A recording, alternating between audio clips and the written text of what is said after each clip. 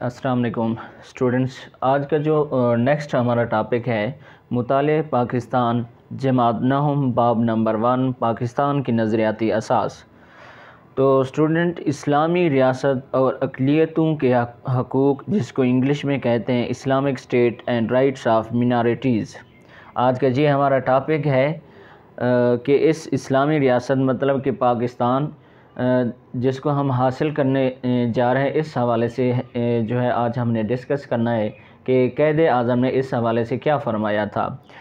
کہ اسلامی ریاست اور اقلیتوں کے حقوق، Islamic state and rights of minorities.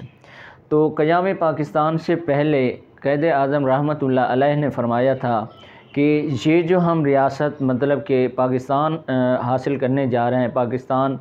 بنانے جا رہے ہیں، ایک آزاد مسلم ریاست بنانے جا رہے ہیں، وہ ایک مذہبی ریاست نہیں ہوگی بلکہ ایک اسلامی فلاحی ریاست ہوگی۔ تو ایک مذہبی نہیں ہوگی، اس کا مطلب کیا ہے کہ پاکستان جو ہوگا، پاکستان کے اندر جو ہے صرف ایک مذہب نہیں ہوگا بلکہ اس کے اندر جتنے بھی انسان ہیں، جتنے بھی لوگ ہیں، چاہے وہ کسی بھی طبقے کے ساتھ تعلق رکھتے ہیں، وہ اس کے اندر رہ سکیں گے۔ اس کے بعد ہے کہ اسلامی ریاست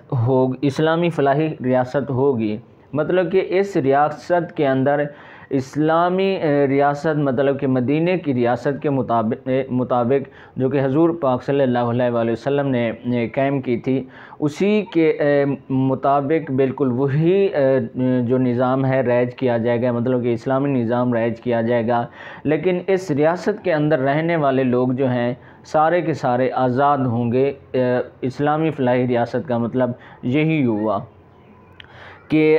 اس کے بعد ہے کہ اس کے اندر جو ہے غیر مسلموں کو برابر کا درجہ ملے گا، کہ اس کے اندر جو غیر مسلم رہیں گے، چاہے وہ کسی بھی فرقے کے ساتھ تعلق رکھتے ہیں، وہ اپنی عبادات کی ادائیگی میں، اپنے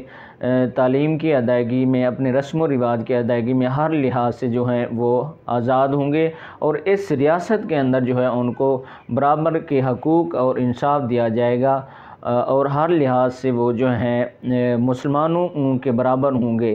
کہ جو مسلمانوں کے حقوق ہوں گے وہ غیر مسلموں کے بھی حقوق ہوں گے اس اسلامی فلاحی ریاست مطلب کہ پاکستان کے اندر۔ اس کے بعد ہے کہ آزاد خوشگوار فضا میں سانس لے سکیں گے، کہ غیر مسلم جو ہیں مطلب کہ کسی بھی سکھ ہیں، چاہے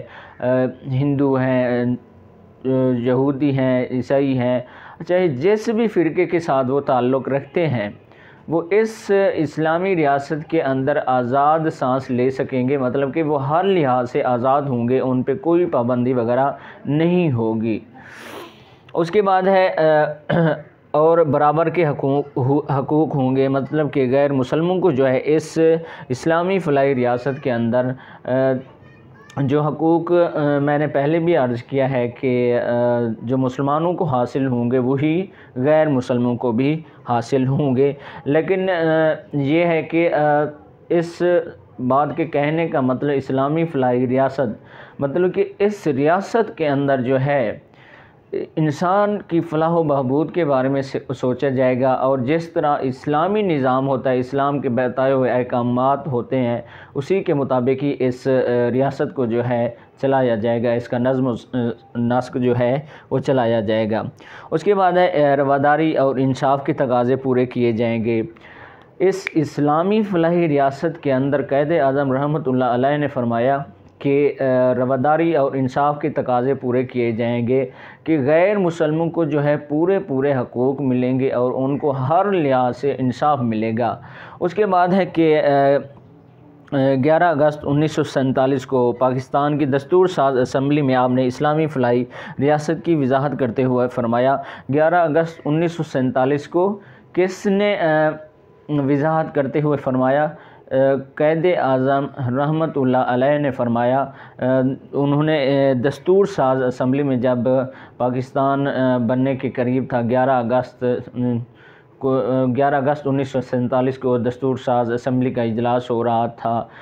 تو قائد اعظم کو یقین ہو گیا کہ اب جو ہے پاکستان بن چکا ہے الحمدللہ۔ تو انہوں نے اپنی دستور ساز اسمبلی جو کہ 11 اگست 1947 کو اس کے اسمبلی میں آپ نے اسلامی ریاست کی وضاحت کرتے ہوئے فرمایا کہ آپ عبادات کے لیے اپنے مخصوص عبادت گاہوں میں جانے کے لیے آزاد ہیں۔ آپ کا تعلق چاہے کسی عقیدے سے ہو، ریاست کا اس سے کوئی تعلق نہیں۔ پاکستان کے تمام شہری مساوی ہیں اور انہیں مساوی حقوق حاصل ہوں گے۔ قائد اعظم رحمۃ اللہ علیہ نے اس اجلاس کے اندر یہ فرمایا کہ آپ عبادات کے لیے اپنی مخصوص عبادت گاہوں میں جانے کے لیے آزاد ہیں۔ مطلب یہ کہ آپ کسی بھی فرقے کے ساتھ تعلق رکھتے ہیں، مخصوص کا ورڈ یہاں پہ استعمال ہو رہا ہے، اس کا مطلب کہ آپ جس بھی عبادت گاہ میں جانا چاہیں آپ جا سکتے ہیں اور آزادی سے جو ہے اپنی عبادات ادا کر سکتے ہیں۔ یہ مسلمانوں کے لیے بھی قائد اعظم کا پیغام تھا اور غیر مسلموں کے لیے کہ آپ جس فرقے سے بھی تعلق رکھتے ہیں آپ جو ہے اپنی عبادت گاہوں میں جا سکتے ہیں۔ آپ کا تعلق چاہے کسی عقیدے سے ہی ہو۔ قائد اعظم رحمۃ اللہ علیہ نے فرمایا کہ چاہے آپ کا کسی فرقے سے بھی تعلق ہو تو ریاست کو جو ہے اس حوالے سے کوئی لینا دینا نہیں۔ اس ریاست کے اندر جو ہے جتنے بھی لوگ ہیں، جتنے بھی انسان ہیں، وہ ہر لحاظ سے مطلب کہ انسانی حقوق کے حوالے سے جو ہے آزاد ہے، اپنی عبادات کے حوالے سے، رسم و رواج کے حوالے سے، اپنے مذہب کے حوالے سے۔ بات یہ ہے کہ قانون کے دائرہ کار کے مطابق اس کے بعد ہے ریاست کا اس سے کوئی تعلق نہیں، کہ ریاست کا اس بات سے کوئی تعلق نہیں۔ پاکستان کے تمام شہری مساوی ہیں اور انہیں مساوی حقوق حاصل ہوں گے، کہ پاکستان کے تمام شہری مطلب کہ اس اسلامی ریاست کے اندر جتنے بھی لوگ رہ رہے ہیں پاکستان کے شہری کہلاتے ہیں، اور اس حوالے سے وہ چاہے ان کا جو تعلق ہے اسلام سے ہے، چاہے ہندو مذہب سے ہے، چاہے یہودی مذہب سے ہے، چاہے عیسائی مذہب سے، تو ان کے جو حقوق ہیں وہ برابر ہیں۔ یہ نہیں کہ مسلمان جو ہیں ان کے حقوق زیادہ ہوں گے اور ان کو جو ہے قانون زیادہ فیور دے گا یا انسانیہ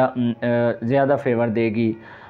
تو ایسا نہیں ہوگا۔ کہ اس اسلامی فلاحی ریاست کے اندر